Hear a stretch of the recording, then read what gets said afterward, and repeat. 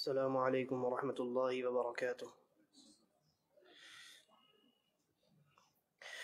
الحمد للہ رب العالمین والصلاة والسلام الأتمان الأكملان على خیر خلق اللہ وعلى آلہ واصحابہ اجمعین، اما بعد۔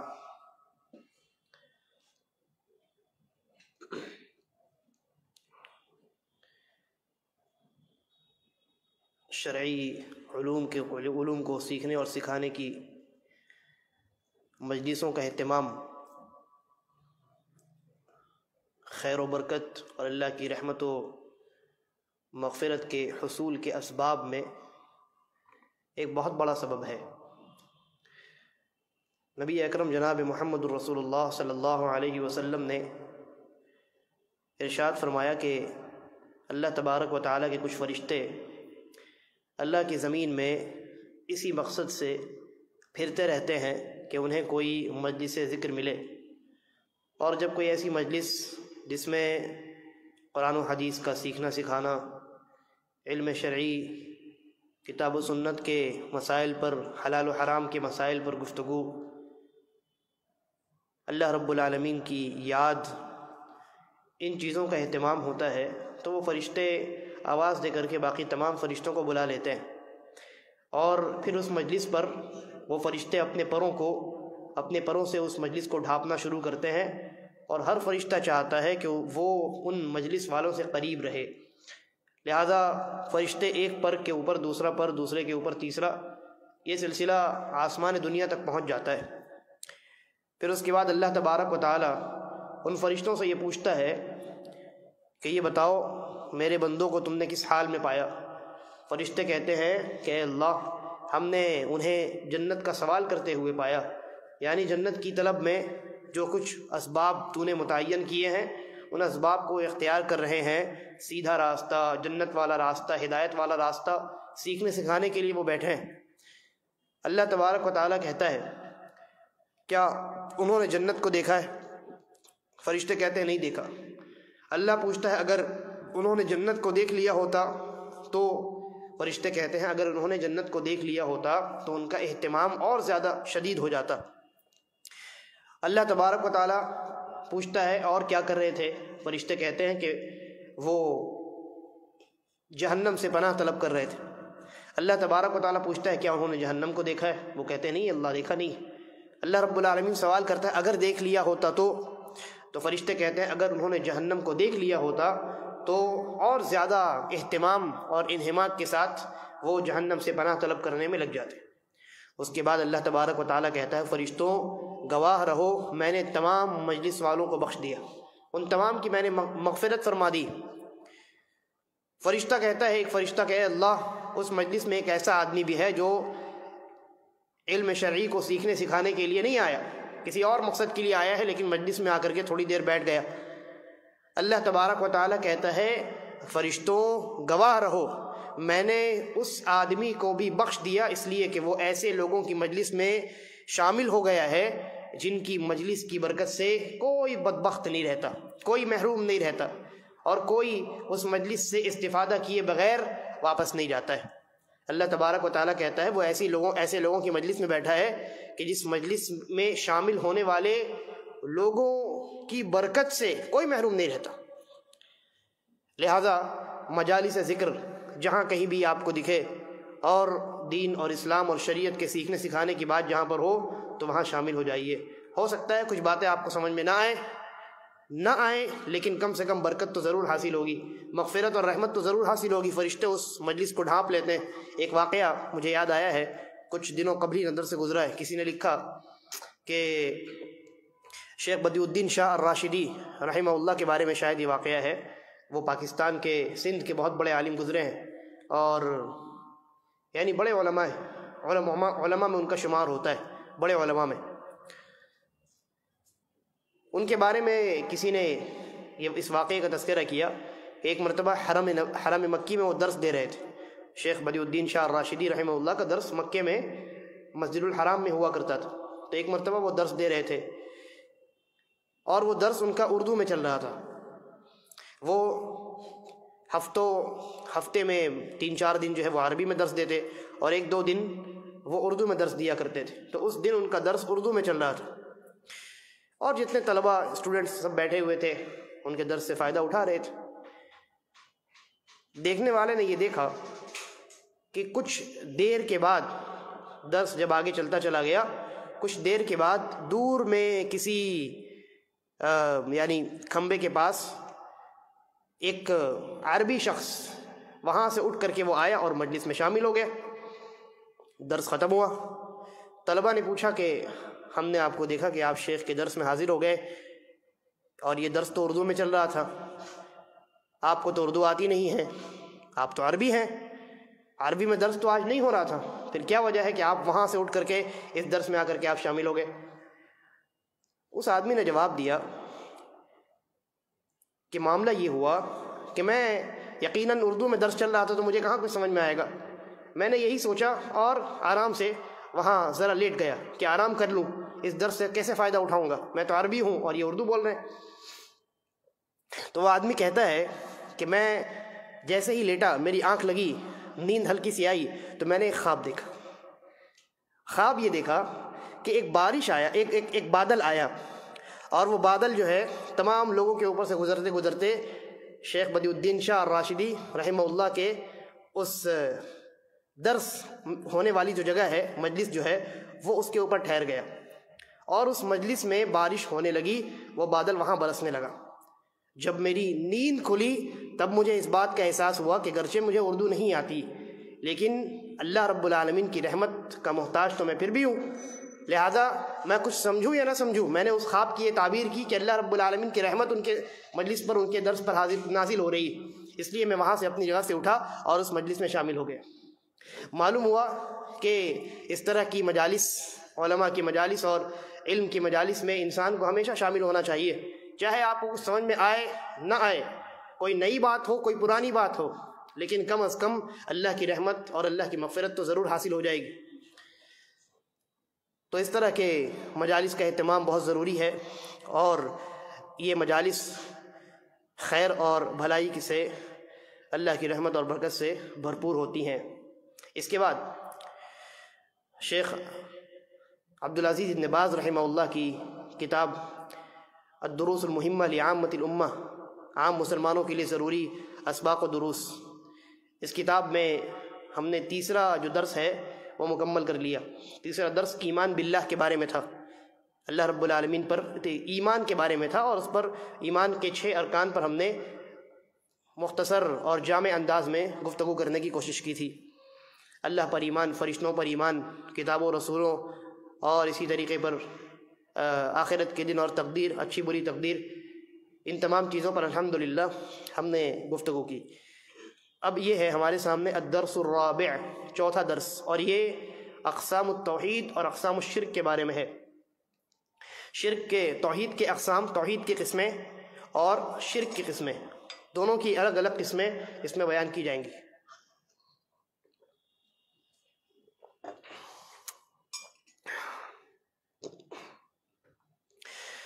چنانچہ شیخ رحمہ اللہ بیان فرماتے ہیں، لکھتے ہیں الدرس الرابع، چوتھا درس، اقسام التوحید و اقسام الشرک، توحید کی قسمیں اور شرک کی قسمیں۔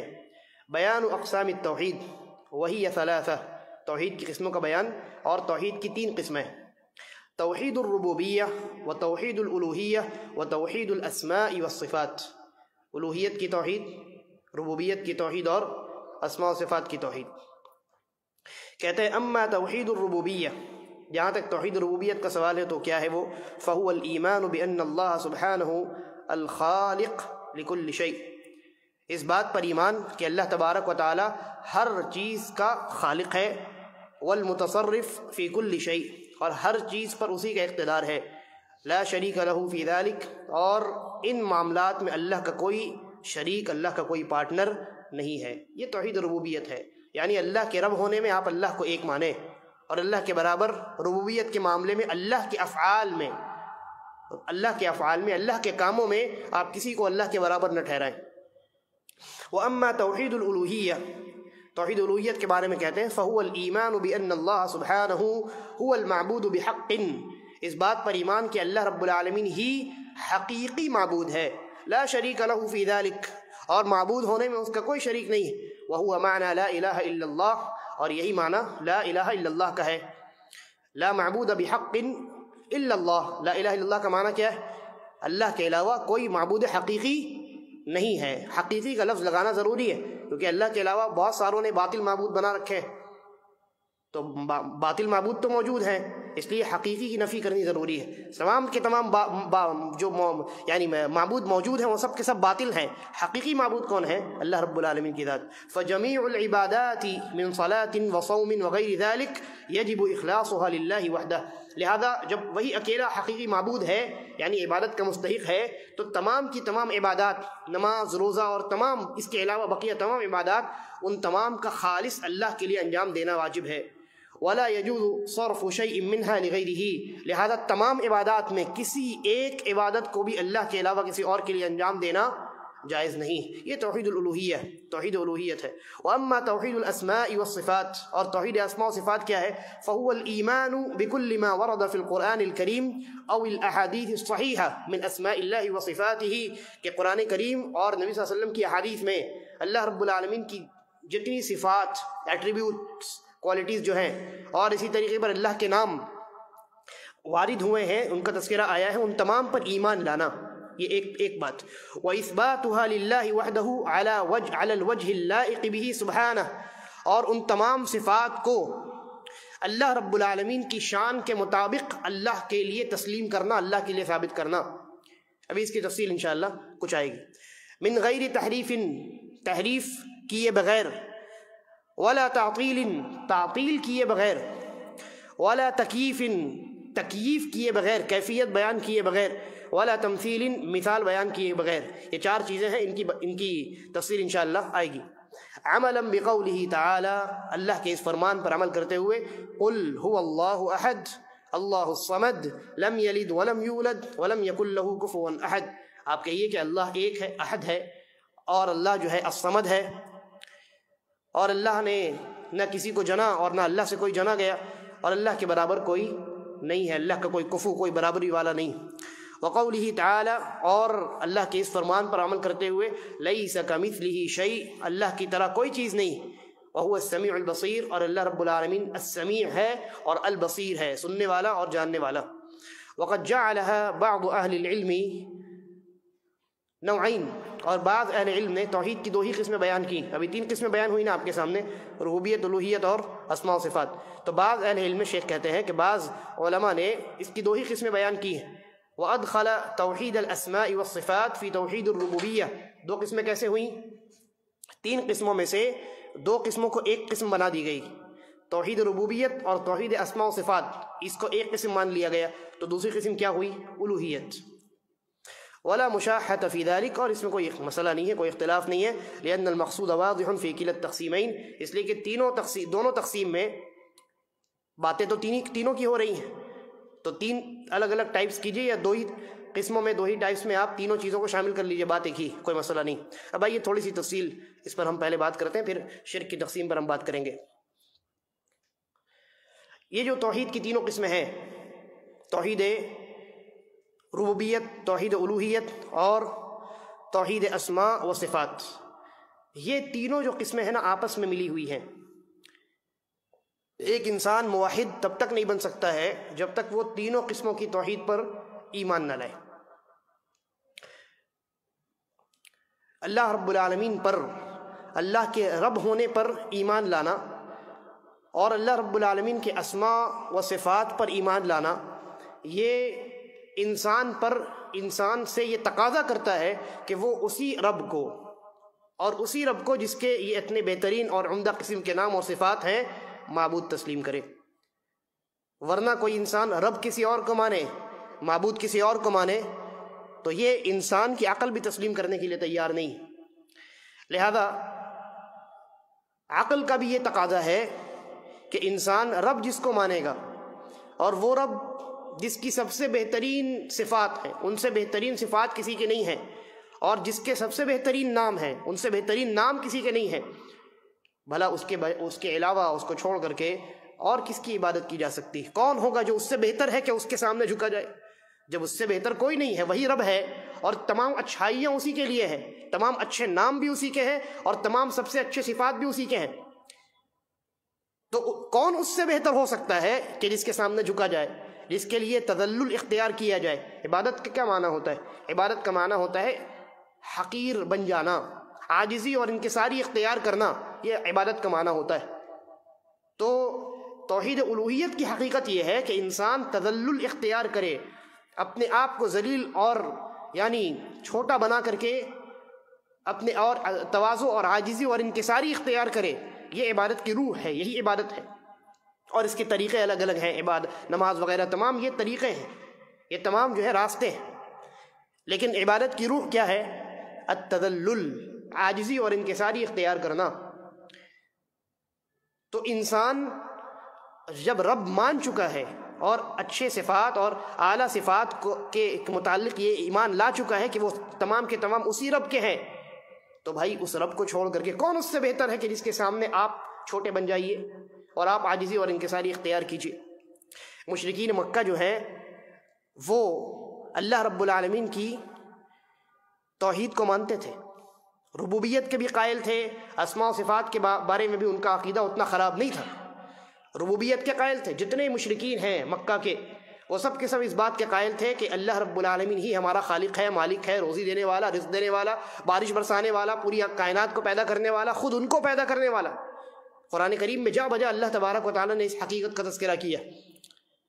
تو تمام مشرکین اللہ کی ربوبیت کے قائل تھے، اور اللہ رب العالمین کی جو صفات ہیں اور جو اسماء، جو نام ہیں اللہ کے بہترین اور عمدہ نام جو ہیں، وہ ان ناموں سے بھی واقف تھے اور ان ناموں پر ان کا ایمان تھا۔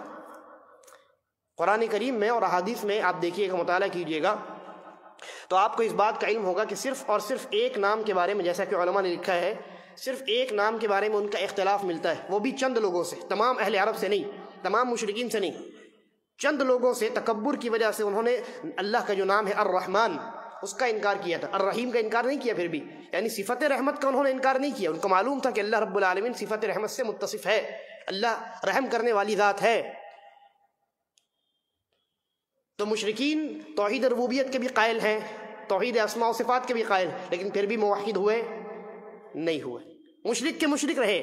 معلوم ہوا کہ توحید ربوبیت اور توحید اسماء و صفات تبھی مفید ہو سکتا ہے جب آپ ان دونوں کے تقاضے کو پورا کریں، اور ان کا تقاضا کیا ہے؟ آپ جس رب کو مان رہے ہیں اور اچھے اور تمام اعلیٰ قسم کی صفات اور بہترین نام جن کے لیے تسلیم کر رہے ہیں، جس کے لیے، اسی کے سامنے سر جھکائیے اور اسی کو اکیلا اور تن تنہا حقیقی معبود تسلیم کیجیے۔ اور اسی کام سے مشرکین پیچھے رہے، چنانچہ مشرک کہلائے۔ موحد کے صف میں ان کو کھڑا نہیں کیا گیا، اور ان کے لیے دردناک یعنی جہنم اور اللہ کے عذاب کا اعلان کیا گیا۔ اور بعض علماء نے توحید کی انہی تین قسموں کو دو قسموں میں جو تقسیم کیا ہے، جس کا تذکرہ شیخ نے کیا، تو وہ کس اعتبار سے؟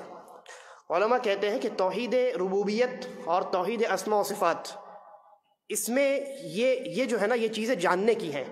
آپ رب، اللہ آپ کا رب ہے اور اکیلا رب ہے، اس کا کوئی شریک نہیں ہے ربوبیت میں، یہ آپ نے جانا، ایمان لایا۔ اللہ کے بہترین اور اعلیٰ قسم کی صفات ہیں اور سب سے اچھے اچھے نام اللہ کے ہیں، یہ آپ نے جانا اور ایمان لایا۔ تو توحید ربوبیت اور توحید اسماء و صفات، ان سے انسان کے علم کا تعلق ہے کہ نہیں؟ جہاں تک الوہیت کا تعلق ہے تو توحید الوہیت سے عمل جڑا ہوا ہے۔ توحید الوہیت کا تقاضا یہ ہے کہ آپ عبادت کریں، ہے کہ نہیں؟ عبادت کریں۔ آپ نے جب معبود مان لیا ہے تو اس کے سامنے سر جھکائیں، عبادت انجام دیں۔ تو اس اعتبار سے علماء نے توحید کی ان تین قسموں کو دو قسموں میں تقسیم جو کیا ہے وہ ایسے ہی کیا ہے۔ ایک ہے توحید علمی، توحید علمی، اس میں دونوں قسمیں شامل ہیں، ربوبیت اور اسماء و صفات۔ اور ایک ہے توحید عملی، اس میں توحید الوہیت آتی ہے، اس میں توحید الوہیت آتی ہے۔ تو چاہے آپ توحید کو تین قسموں میں یہ تقسیم کریں یا توحید کو دو قسموں میں تقسیم کریں، بات ایک ہی ہے اور دونوں میں کوئی فرق نہیں ہے۔ اسی لیے شیخ نے کہا کہ بعض علماء نے توحید کی تین قسموں کو دو قسموں میں تقسیم کیا ہے، اور وہ دونوں قسمیں توحید علمی اور توحید عملی ہیں۔ سورۃ الفاتحہ انسان روز مرہ میں کم سے کم 17 مرتبہ تو پڑھتا ہی ہے۔ فرض نمازوں کی تعداد اگر گن لی جائے تو صرف ان کی رکعات کی تعداد، ہر رکعت میں آپ کو سورۃ الفاتحہ پڑھنا ہے۔ سورۃ الفاتحہ میں تینوں قسمیں شامل ہیں، توحید کی تینوں قسموں کا تذکرہ سورۃ الفاتحہ کے اندر موجود ہے، الحمدللہ رب العالمین، آپ نے رب ہونے کا اقرار کر لیا، تمام تعریفیں اس اللہ کے لیے، تمام جہانوں کا رب ہے، رب ہے، آپ نے اللہ کی ربوبیت کو مان لیا ہے کہ نہیں، یہ توحید ربوبیت ہو گئی۔ اس کے بعد الرحمن الرحیم مالک یوم الدین، اللہ رحمان ہے، رحیم ہے، قیامت کے دن کا مالک ہے، اللہ کے نام اور اللہ کی صفات کا تذکرہ ہو گیا، توحید اسماء و صفات ہو گئی۔ اس کے بعد ایاک نعبد و ایاک نستعین، ہم تیری ہی عبادت کرتے ہیں اور تجھی سے مدد مانگتے ہیں، توحید الوہیت کا بیان ہو گیا۔ ہر روز صبح شام 17 مرتبہ انسان توحید کی تینوں قسموں کو یاد کرتا ہے، تینوں قسموں کو انسان یاد کرتا ہے۔ اللہ نے ایسا نظام بنایا ہے، شرک کے اللہ نے دروازے بند کیے ہیں، لیکن یہ انسان کی اپنی حرکتیں ہیں کہ وہ ان تمام یعنی توحید کی تینوں قسموں کو دن میں 17 مرتبہ دہرانے کے باوجود توحید کے مطابق عمل نہیں کرتا، شرک میں ملوث ہوتا ہے۔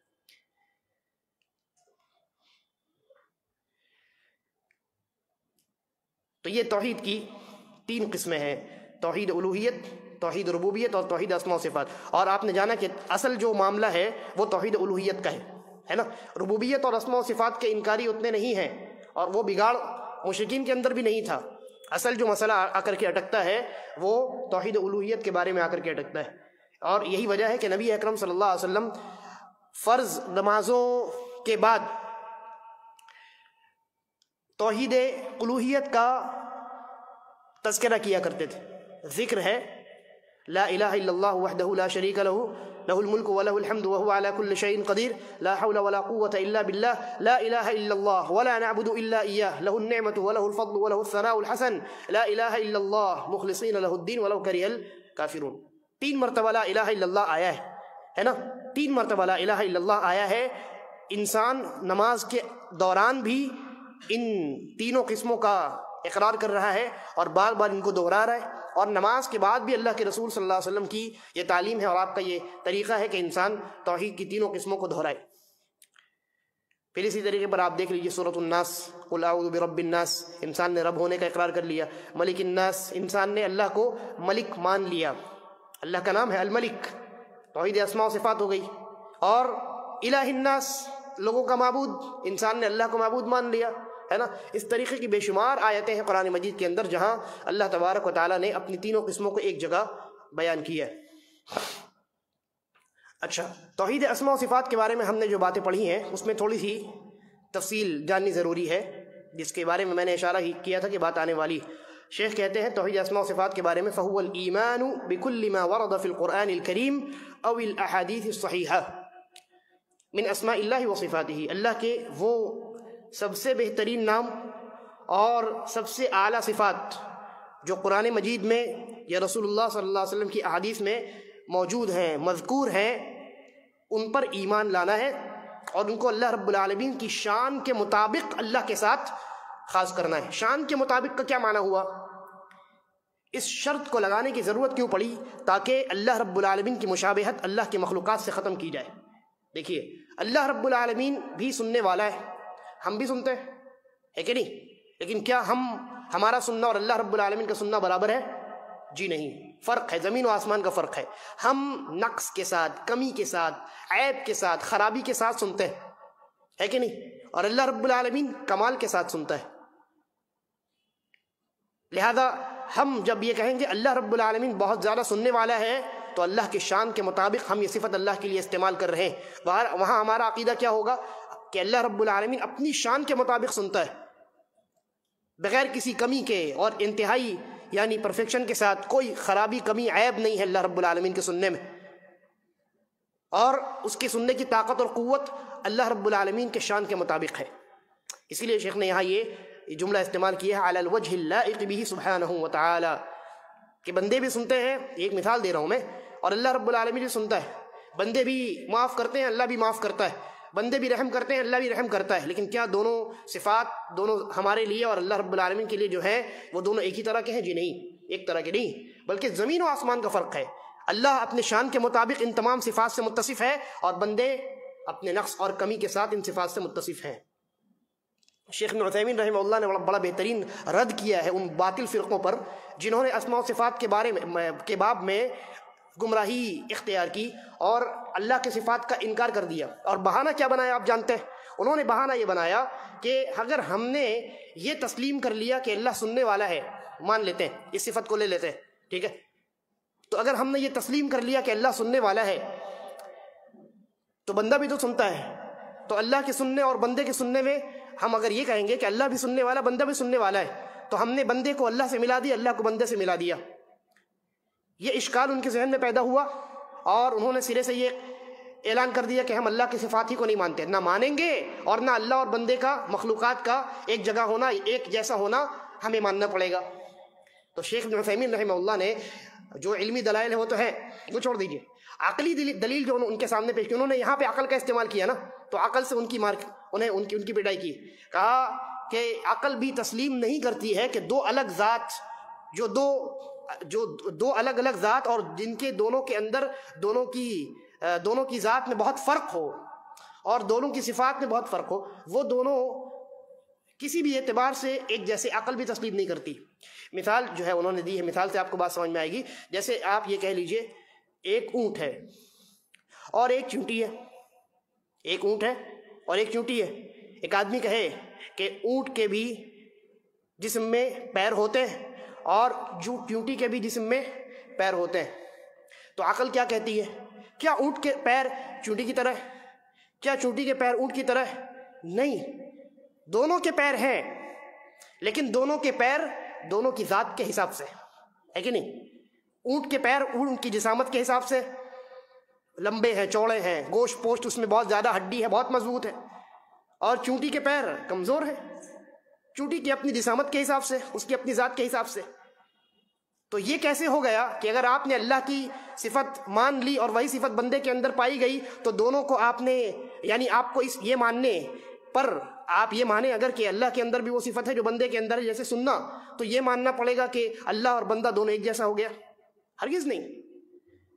لہذا اسی لیے علماء یہ شرط لگاتے ہیں کہ اللہ کی جو صفات ہیں اگر وہی صفت بندے کے اندر بھی پائی جاتی ہے تو اس کی وجہ سے اللہ کی صفات کا انکار نہیں کیا جائے گا، بلکہ یہ کہا جائے گا ہم اللہ کی صفات کو بھی مانتے ہیں اللہ کے شان کے مطابق، بندے کی صفات کو بھی مانتے ہیں بندے کے حساب سے، بندے کے مطابق۔ بندے کی اندر کمزوری ہے، نقص ہے، کمی ہے، خرابی ہے، اور بندے کے اندر جو ہے وہ پرفیکشن نہیں ہے، کمال نہیں ہے۔ اللہ رب العالمین کے اندر پرفیکشن ہے، کمال ہے، وہ تمام چیزیں۔ تو اسی لیے شیخ نے کہا کہ وَإِثْبَاتُهَا لِلَّهِ وَحْدَهُ عَلَى الْوَجْهِ اللَّائِقِ بِهِ سُبْحَانَهُ وَتَعَالَى، اللہ رب العالمین کے شان کے مطابق ان تمام ناموں اور ان تمام صفات کو ثابت کیا جائے۔ اور 4 چیزوں کا تذکرہ کیا ہے، یہ تو کرنے کے کام ہوئے، اسماء و صفات کے متعلق کیا کرنے کے کام ہے ان کا پہلے تذکرہ کر دیا گیا کہ آپ کو ایمان لانا ہے ان تمام ناموں پر، ان تمام صفات پر جن کا تذکرہ قرآن و حدیث کے اندر ہے، ٹھیک ہے، اور ان تمام صفات کو اللہ کے ساتھ، اللہ کے شان کے مطابق آپ کو تسلیم کرنا ہے، ماننا ہے، یہ کرنے کے کام ہیں۔ 4 کام ہیں جو نہیں کرنے کے، انہی کو شیخ نے ان الفاظ میں بیان کیا، من غیر تحریف ولا تعطیل ولا تکییف ولا تمثیل۔ یہ 4 کام نہیں کرنے۔ سب سے پہلی چیز ہے تحریف، آپ کو نہیں کرنی ہے۔ تحریف کا معنی کیا ہوا؟ اللہ کے کسی نام یا اللہ کی کسی صفت کا جو معنی ہے اس معنی کو آپ بدل دیں، اس سے کوئی اپنے حساب سے کوئی دوسرا معنی لے لیں آپ۔ جیسے گمراہ فرقوں نے اللہ رب العالمین کے ید کو ماننے سے انکار کیا۔ اللہ نے کہا خلقت بیدی، میں نے اپنے دونوں ہاتھوں سے آدم کو پیدا کیا، تو گمراہ فرقوں نے کہا نہیں، ہم ہاتھ نہیں مانیں گے، اور جو قرآن کی جو آیت ہے جس میں ہاتھ کا تذکرہ ہے ہم کہیں گے کہ وہاں ہاتھ سے مراد اللہ کی طاقت و قوت ہے۔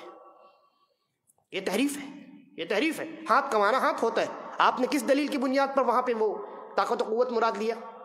طاقت و قوت تو ویسا ہی مراد ہے، لیکن ہاتھ کی نفی کیوں کر رہے ہیں آپ جب اللہ تبارک و تعالیٰ نے صاف صاف بیان کیا ہے، اور اللہ کی انگلیاں ہیں، ہے کہ نہیں؟ تو تحریف نہیں کرنی ہے، اللہ کے جتنے نام اور جتنی صفات ہیں وہ جیسے ہیں ویسے ہی ماننی ہے، تحریف نہیں کرنی، ان کا معنی چینج نہیں کرنا ہے۔ ولا تعطیل، تعطیل کہتے ہیں انکار کر دینے کو، انکار کر دینے کو۔ جیسے گمراہ فرقوں نے، ابھی جو میں نے مثال بیان کی، تو کچھ فرقے ایسے نکلے جنہوں نے اللہ کے تمام ناموں کا انکار کر دیا اور تمام صفات کا انکار کر دیا، اور کچھ فرقے ایسے نکلے جنہوں نے کچھ چند ناموں اور صفات کو باقی رکھا، اکثر ناموں اور صفات کا انکار کر دیا۔ انکار بھی نہیں کرنا ہے آپ کو، تمام ناموں پر یقین رکھنا ہے، تمام صفات کا آپ کو اعتقاد رکھنا ہے۔ ولا تکییف، تیسرا جو نہیں کرنے کا کام ہے وہ یہ ہے کہ کیفیت نہیں بیان کرنی۔ اللہ رب العالمین کا ہاتھ ہے، لیکن کوئی انسان کیفیت بیان کرنے کے لیے بیٹھے کہ اللہ کے ہاتھ بھی انسانوں کی طرح ہے، گوشت پوشت ہڈی اور اس کے اندر وہ نلیاں ہیں اور یہ کیا کہتے ہیں وہ خون بہ رہا ہے اور اس کو بھی کٹنے سے خون نکلتا ہے، یہ تمام چیزیں منع ہیں، کیفیت آپ نہیں بیان کر سکتے اس کی۔ اللہ تبارک و تعالیٰ عرش کے اوپر مستوی ہے، بس اتنا ہی ایمان رکھنا ہے۔ کیسے مستوی ہے؟ جیسے ہم کرسی پر بیٹھتے ہیں، جیسے امام صاحب ممبر پہ بیٹھتے ہیں، ویسے کیفیت نہیں بیان کرنی ہے آپ کو۔ اللہ تبارک و تعالیٰ عرش سے پہلے آسمان پر اترتا ہے، نازل ہوتا ہے، تو کوئی آدمی کیفیت بیان کرنے کے لیے بیٹھے کہ جیسے انسان امام صاحب ممبر پہ بیٹھ کے جب نیچے اترتے ہیں تو ممبر کی جگہ خالی ہو گئی، جہاں امام صاحب بیٹھے وہاں وہ جگہ بھر گئی، تو کہیں کہ ویسے ہی اللہ رب العالمین عرش سے جب اترتا ہے عرش خالی ہو جاتا ہے، پہلے آسمان پہ اللہ تبارک و تعالیٰ آ جاتا ہے، کیفیت نہیں بیان کرنی ہے آپ کو، یہ بدعت۔ کیونکہ ہم کیفیت کیسے بیان کر سکتے ہیں؟ ہم جس ذات کے بارے میں جانتے نہیں ہیں، جس کو ہم نے دیکھا نہیں ہے، ہم جس صفت کے بارے میں گفتگو کر رہے ہیں اس صفت کے بارے میں خالی ہم نے سنا ہے، تو ہم اس ذات کے بارے میں جہاں تک ہماری عقل پہنچتی نہیں ہے اس کی صفات کے بارے میں اپنی زبان کیسے کھول سکتے ہیں؟ اب اگر یہی مثال لے لیجئے کہ یہ اونٹ اور چونٹی والی، ایک آدمی نے اگر کبھی اونٹ کو نہ دیکھا ہو، مان لیجئے کبھی اونٹ کو اس نے دیکھا نہیں، خالی چونٹی کو دیکھا ہے، کوئی آدمی اس کو آ کر کے خبر دے کہ ایک جانور ہے جو اونٹ اس کا نام ہے اور اس کے بھی پیر ہوتے ہیں، اب وہ آدمی قیاس کرنے کے لیے بیٹھے کہ ہاں جیسے چونٹی کے پیر ہوتے ہیں پتلے پتلے چھوٹے چھوٹے، ویسے ہی اونٹ کے بھی پیر ہوتے ہیں، تو یہ اس کا قیاس درست ہے؟ نہیں، کہے گا وہ آدمی کہ تم بے وقوف، تم نے اونٹ کو دیکھا ہے کبھی؟ جب دیکھا نہیں ہے، علم نہیں ہے تمہیں اس اونٹ کے بارے میں، اس کی کیفیات کے بارے میں، تم نے کیسے قیاس کر لیا کہ اس کے پیر ہمارے پیر کی طرح، چونٹی کے پیر کی طرح، اور اس کی کیفیت وہی ہے جو چونٹی کی کیفیت؟ لہذا کیفیت نہیں بیان کرنی۔ امام مالک رحمہ اللہ کا وہ بڑا مشہور قول معروف ہے اہل علم کے درمیان، کہا کہ الاستواء معلوم، اللہ رب العالمین عرش پر مستوی ہے یہ معلوم ہے، والکیف مجہول، کیفیت یہ نہیں معلوم ہے، یہ مجہول اللہ نے رکھی، بتائی نہیں ہمیں۔ فالایمان به واجب، لہذا اس بات پر ایمان واجب ہے کہ اللہ عرش پر مستوی ہے، والسؤال عنہ بدعت، اور کیفیت کے بارے میں سوال کرنا کہ کیسے اللہ عرش پر مستوی ہے، یہ بدعت، یہ بدعت۔ تو شیخ نے کہا ولا تکیف، آپ کو کیفیت نہیں بیان کرنی۔ اور چوتھی چیز کیا ہے جو نہیں کرنے کی ہے؟ تمثیل، ولا تمثیل، مثال نہیں بیان کرنی۔ مثال وہی جو میں نے ابھی بیان کی کہ بھائی اللہ کے ہاتھ ویسے ہی جیسے بندوں کے ہاتھ، اور اللہ عرش پر ویسے ہی مستوی ہوتا ہے جیسے بندے جو ہے وہ کسی اونچی جگہ پر بیٹھتے ہیں اور پھر وہاں سے جب اترتے ہیں تو وہ جگہ خالی ہو جاتی۔ آپ کو مثال نہیں بیان کرنی۔ اور ان چار چیزوں کی بڑی اہمیت ہے۔ آپ نے سنا ہوگا کچھ علماء سو ہیں، وہ اللہ رب العالمین کو عرش پر مستوی نہیں مانتے، اور جب قرآن مجید کی آیات پیش کی جاتی ہیں، دلائل پیش کیے جاتے ہیں، تو وہ اب ان نقلی دلائل کے سامنے، نقلی دلائل یعنی قرآن و سنت کے دلائل، وہ نقلی اردو والا نہیں، وہ اصلی نقلی والا نہیں، نقلی دلائل یعنی جو نقل شدہ دلائل ہیں، یعنی کتاب و سنت سے نقل شدہ دلائل، تو قرآن و سنت کی جب دلائل ان کے سامنے نقلی دلائل پیش کیے جاتے ہیں تو وہ عقلی دلائل پیش کرتے ہیں۔ کیا؟ وہ کہتے ہیں بھائی یہ بتاؤ کہ اللہ رب العالمین کی ذات بڑی ہے، تم کہتے ہو اللہ عرش پہ مستوی ہے، تو وہ کہتے ہیں یہ بتاؤ اللہ رب العالمین کی ذات بڑی ہے یا عرش بڑا ہے؟ وہ کہتے ہیں اگر تم یہ کہو گے اللہ رب العالمین کی ذات بڑی ہے تو ہم کہیں گے پھر عرش تو چھوٹا ہو گیا، تو چھوٹی چیز پر ایک بڑی چیز کیسے آ سکتی ہے؟ اور اگر تم کہو گے نہیں اللہ کی ذات چھوٹی ہے، عرش بڑا ہے، تو پھر تمہارا یہ کہنا کہ اللہ اکبر اللہ سب سے بڑا ہے، یہ تو باطل ہو گیا۔ یہ عقلی دلائل ان کی کتابوں میں لکھا ہے۔ کیا جواب ہے اس کا؟ جواب یہ ہے کہ آپ کو کس نے کہا اللہ رب العالمین کے متعلق عقل دوڑانے کو؟ پہلی بات تو یہ کہ اللہ عرش پہ مستوی ہے، مستوی ہونے کا قطعاً یہ معنی نہیں ہوتا ہے کہ اللہ عرش پہ بیٹھا ہوا ہے، ہرگز نہیں۔ سلف نے استوا کا جو معنی بیان کیا ہے ای علا وارتفع، بلند ہونا، استوا کا معنی ہوتا ہے بلند ہونا، بلندی پہ جانا، یہ معنی ہوتا ہے۔ بیٹھا ہونا یہ معنی ہوتا ہی نہیں ہے۔ تو اولاً تو آپ نے یہاں خطا کی ہے کہ آپ نے استوا کا معنی جلوس لے لیا۔ اللہ رب العالمین کی مخلوق ہے عرش، اور اللہ اپنے مخلوق سے جدا ہے۔ عرش مخلوق ہے، وہاں مخلوقات کا سلسلہ اگر مان لیا جائے کہ ختم ہو گیا، اس کے بعد اللہ رب العالمین کی ذات، تو اللہ کی ذات عرش سے بائن ہے، الگ ہے، جدا ہے۔ عرش پر اللہ تبارک و تعالیٰ بیٹھا ہوا نہیں ہے۔ لہذا یہ عقیدہ درست کر لینا۔ بعض اہل حدیث جو ہے عوام کا بھی یہ عقیدہ ہے کہ اللہ رب العالمین عرش پر بیٹھا ہوا ہے۔ بیٹھا ہوا کس نے آپ کو کہا؟ اللہ عرش پہ مستوی ہے، بلند ہے، وہ وہاں مخلوقات کا سلسلہ ختم، جیسا کہ بہت سارے علماء نے لکھا ہے۔ اس کے بعد خالق کی ذات مبارک ہے۔ تو اولاً تو یہاں آپ نے خطا کی ہے۔ کہ آپ نے اللہ کو بیٹھا ہوا مان لیا، اور یہی ماننے کی وجہ سے یہ تمام چیزیں آئی ہیں کہ اللہ بڑا کہ عرش چھوٹا، عرش بڑا کہ اللہ چھوٹا۔ اور دوسری بات یہ کہ یہ اللہ کی ذات بڑی ہے کہ عرش چھوٹی ہے، یہ تمام باتیں اللہ رب العالمین کو خود نہیں معلوم تھی، رسول اللہ صلی اللہ علیہ وسلم کو اس بات کا علم نہیں تھا، صحابہ کرام کو اس بات کا علم نہیں تھا، آپ کو کہاں سے ہو گیا؟ اگر یہ تمام باتیں درست ہوتی، آپ کے یہ تمام اعتراضات بجا ہوتے، تو یہ اعتراضات ہمارے اوپر اٹھنے سے پہلے اللہ کی ذات پر اٹھنے چاہیے۔ آپ کا یہ اعتراض ہمارے اوپر نہیں ہے، اللہ کی ذات پر ہے، کیونکہ ہم نے تھوڑی نا یہ آیت نازل فرمائی ہے الرحمن علی العرش استوى، یہ تو اللہ کی آیت ہے، اور رسول اللہ صلی اللہ علیہ وسلم کی احادیث اللہ کے رسول کی احادیث ہے، صحابہ کرام نے ان پر ایمان لایا۔ کیا کبھی صحابہ کرام نے ان عقائد کے بارے میں اس طرح کے اعتراضات کیے جو آپ کر رہے ہیں؟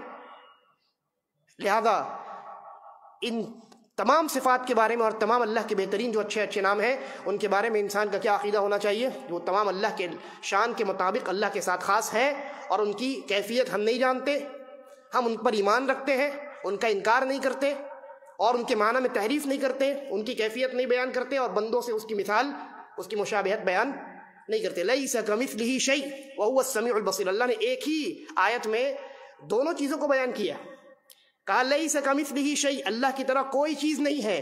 یہاں اللہ نے اس بات کا یعنی یہ پیغام دیا ہے کہ اللہ کی طرح کوئی چیز نہیں ہے، لہذا اللہ کی نہ کیفیت بیان کرو نہ اللہ کی مثال بیان کرو۔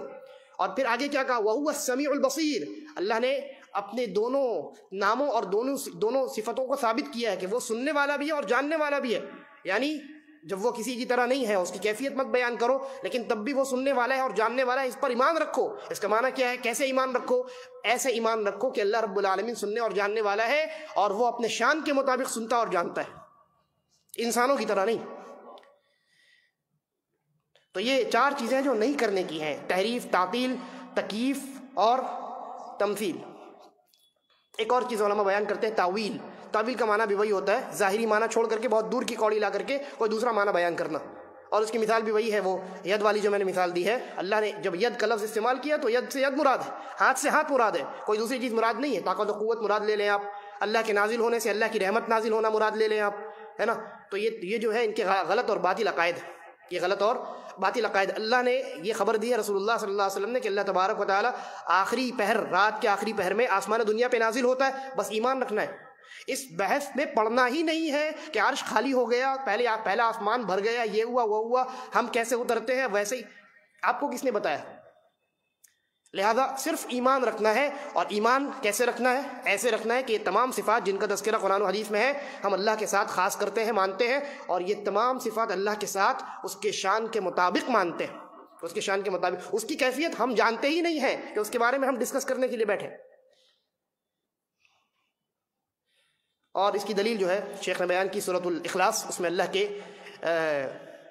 کی صفات کا تذکرہ ہے، الصمد ہے، الاحد ہے، اور اللہ کی یہ صفت ہے لم یلد ولم یولد ولم یکن لہ کفوا احد، اس میں ولم یکن لہ کفوا احد میں اللہ نے اس بات کا پیغام دے دیا ہے کہ اللہ کی طرح کوئی چیز ہے ہی نہیں۔ جب کوئی چیز ہے ہی نہیں تو مثال کہاں سے بیان کی جا سکتی؟ بھائی جب کوئی چیز انوکھی ہو، جو انوکھی ہے اس کی مثال کیسے ہو سکتی ہے؟ اگر اس کی طرح کوئی دوسری چیز ہو تو وہ انوکھی رہے گی، یونیک رہے گی، وہ نہیں رہے گی۔ اللہ نے کہا لم یکن لہ کفوا احد، اللہ کی طرح کوئی چیز ہے ہی نہیں، اللہ بے مثال ہے، تو اس کی مثال کیسے بیان کی جا سکتی؟